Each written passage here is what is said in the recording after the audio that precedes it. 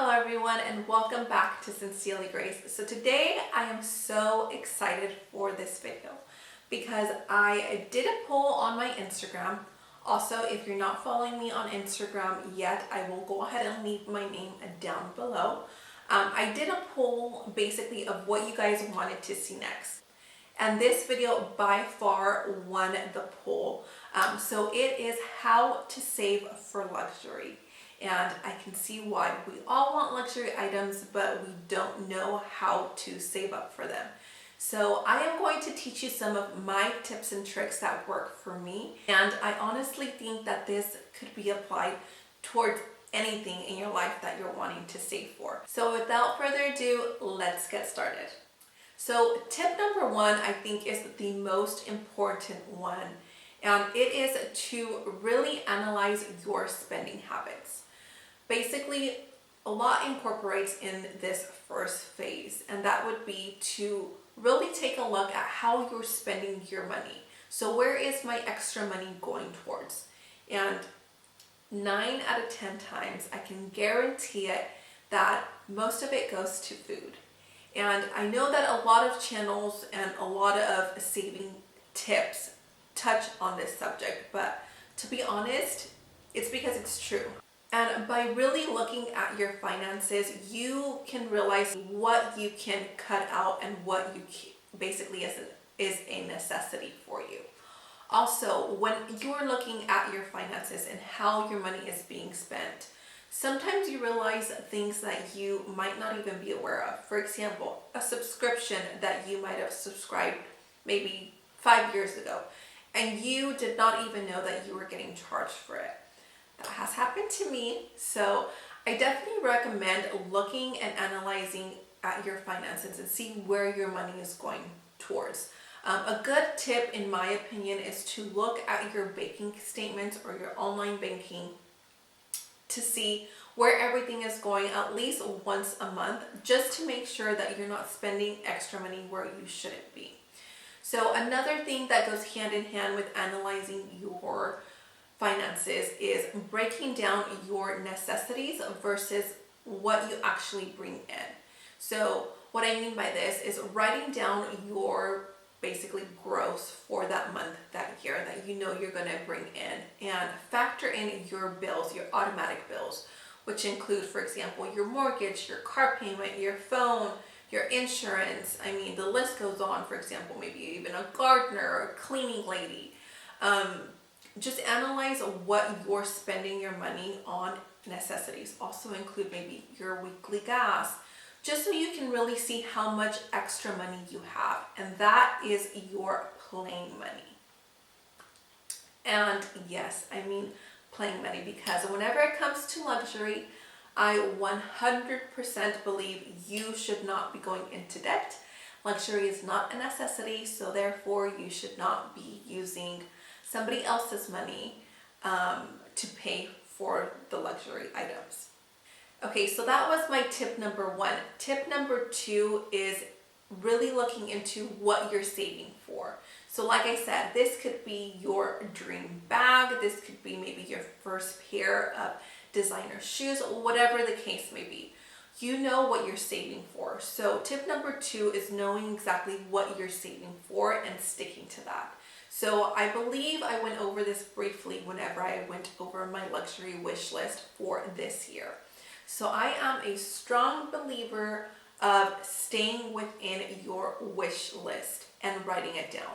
So yes, of course, every now and then there might be an it bag that kind of just came out of the blue that you want to purchase, but think about it twice. Definitely stick towards your goals of what you're wanting to save. So I definitely recommend writing a wish list. So writing a wish list will go ahead and keep you from spending that extra play money on items that you might not really want, or it's just kind of spare the moment that maybe 2 months down the road you might not even like. So tip number two is writing down what you're wanting to save for. So tip number three, I think I talked about it briefly, is do not go into debt for luxury. And I cannot express this more. I mean, that is just adding another bill into your play money. So therefore you're cutting that out, plus you're probably having to pay interest. So please, if you can avoid using a credit card, I strongly suggest it. I mean, sometimes there's maybe some good deals, zero interest, but still, don't spend money that you don't have. That is my tip number 3. Okay, so I think this is probably my best tip and trick, because this is what really got me able to spend so much money on luxury items. And it is basically hiding money from myself. And I laugh because that's literally what I had to do, because I am a spender. I am a spender. If I see money in my bank account, I feel like I have to spend it. So what I did, I basically applied what me and my husband do. Every single time that we get paid, a certain amount of money goes into certain accounts. So we have accounts for everything. I mean, we have accounts for example, our home remodel. We have an account for our children for college funds. So every time that we get paid, a certain amount gets taken out of our main checking account and goes into these accounts. And you don't even feel it because it's automatic. Before you know it, you have X amount of money. So that is my tip number 4, or tip. Thankfully, my husband is good with money, and thanks to him, we have accounts. He's the one that came up with, hey, let's go ahead and transfer a certain amount of money for our kids. Let's go ahead and transfer a certain amount of money into our rainy day fund. Let's go ahead and transfer money for, I mean, you name it, but even a vacation account. So whenever we want to go anywhere, we always just use that as our playing money whenever we go out. If we go actually like out of state or out of the country, or even if it's to, for example, the beach, or if we want to take the kids to the zoo. Every time we do something that we go out, we spend that savings account for our vacation account, and then that way we don't even feel it. So I definitely suggest doing that, transferring money, having accounts for specific items. For example, your checking account, your everyday, I believe you should only keep what you're planning to spend during that pay period. Everything else should be in different types of savings accounts. Now, my last tip is something that I never thought of. It kind of just fell into my lap, and I'm so glad that it did. And it is having different means of income. Guys, I cannot express this enough. So currently I have 3 jobs. Yes, I have 3 jobs. And I obviously have my main job, and I have 2 other jobs. And from these 2 other jobs, I am able to bring in that extra money. So it does make it a lot easier for me to have that extra playing money as opposed to just having my main job.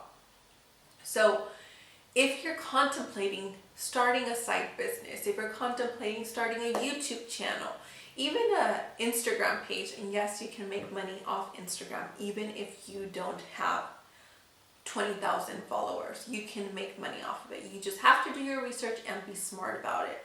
So I strongly suggest starting something on the side. I mean, it might take some time, yes, but if you keep at it, trust me, it will add up. And I'm just so thankful for all of you that actually watch my videos. I mean, you guys are definitely contributing to another source of income, so thank you all for that. And everybody that shops off my links, I greatly appreciate it. You guys don't have to, but you guys do. So that is another tip that I have, is creating other sources of income. Always thinking of what you can do more, and something that might not require that much time. Think about things that you're passionate about. I am passionate about fashion. I'm passionate about luxury. I always have been. So making YouTube videos about this comes easy to me. Taking pictures about my day-to-day outfits on my Instagram. I love that kind of stuff. I love planning outfits. So think about different means of income where you can have that extra playing money. And honestly, in all reality, that is what makes the most difference. Having that extra money coming in from different sources, not just your main job. So I definitely encourage you guys to look into some hobbies that you can turn into actual income. So that is all for today. I really hope that you guys enjoyed my tips and tricks of how I save for luxury and in reality how I save for my day-to-day expenses. If you guys have any questions, leave them down below. And also, if you guys have any other tips or tricks that you guys use, I would love to hear them. Leave them down below. If you like these type of videos, give this a thumbs up. And don't forget to subscribe. I will see you guys next time. Bye.